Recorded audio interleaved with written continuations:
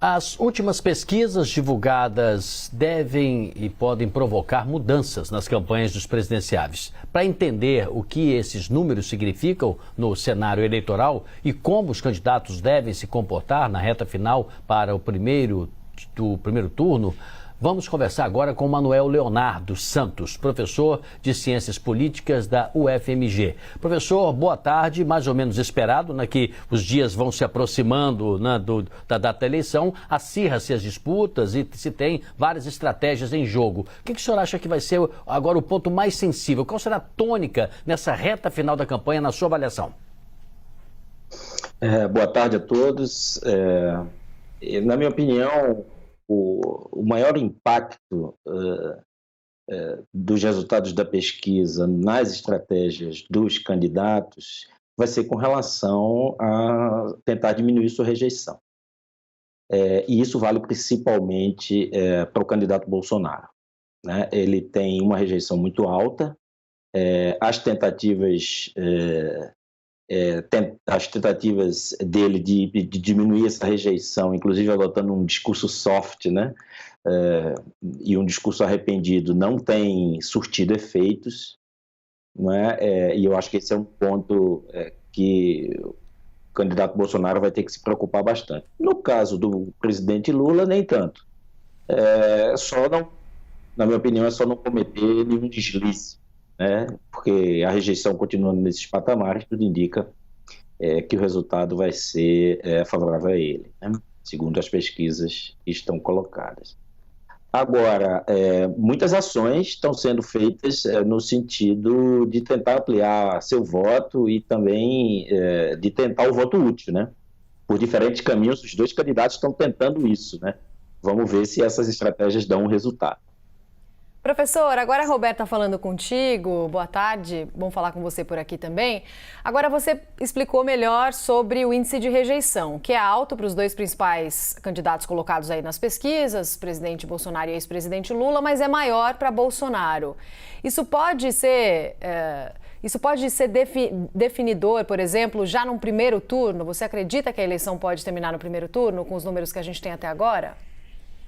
Eu acredito que sim, eu acho que isso vai ser decisivo, né? E concordo, ela é menos preocupante para o candidato Lula do que para o candidato Bolsonaro, né?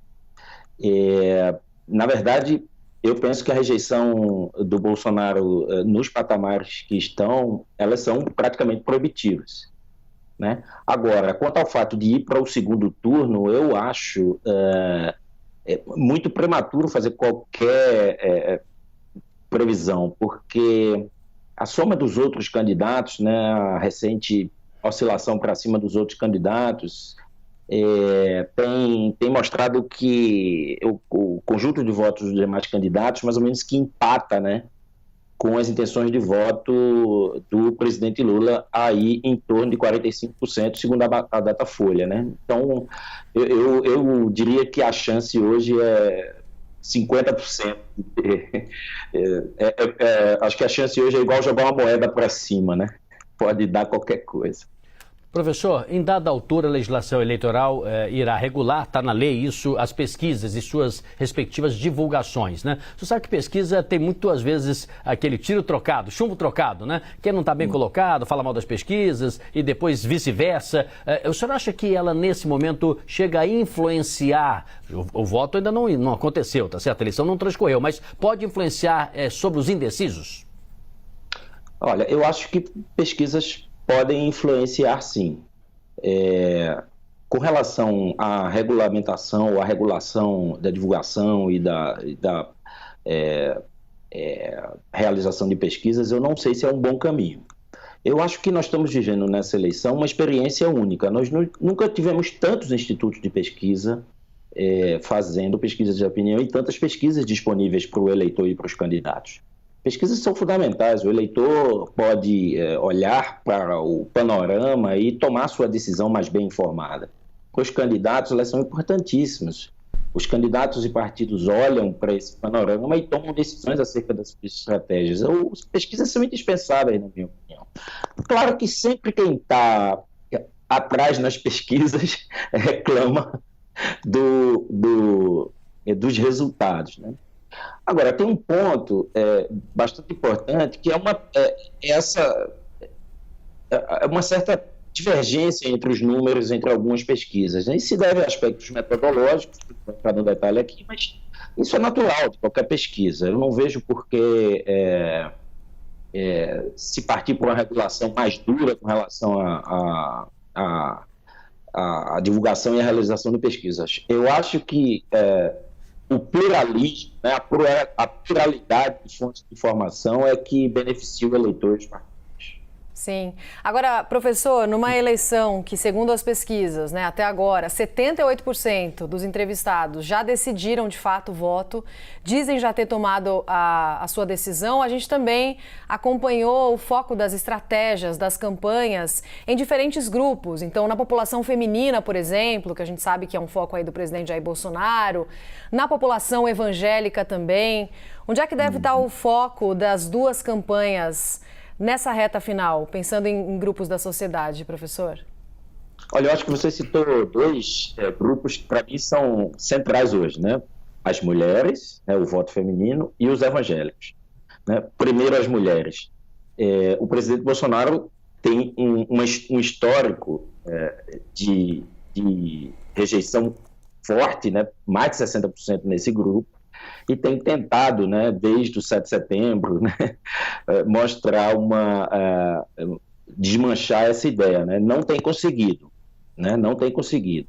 Inclusive porque cometeu um erro grave durante o debate em cadeia nacional, e agora um dos seus apoiadores cometeu o mesmo erro, né, o mesmo absurdo, eu prefiro chamar, com a mesma jornalista. Ou seja, do ponto de vista do avanço de Bolsonaro nesse setor, eu acredito que não vai surtir qualquer efeito. Ao contrário disso, a campanha do presidente Lula tem sido muito estratégica, né? E aqui eu citaria duas ações, né, que o presidente Lula conseguiu nas últimas semanas que podem melhorar o desempenho dele. Que todas as duas ações atingem os dois grupos, mulheres e evangélicos. A primeira, ele conseguiu o apoio de Marina Silva, que é mulher, evangélica e ambientalista, né? Tema sensível para a campanha de Bolsonaro. E agora essa aproximação dele com os evangélicos, esteve no Rio de Janeiro com Benedita da Silva, né? Esteve no Rio de Janeiro com Malafaia, enfim. Eu acho que Lula, do ponto de vista, está acertando na sua estratégia. Muito bem, agradecemos a Manuel Leonardo Santos, professor de Ciências Políticas da Universidade Federal de Minas Gerais. Muito obrigado pela sua participação, boa tarde para o senhor. Obrigado, boa tarde a todos.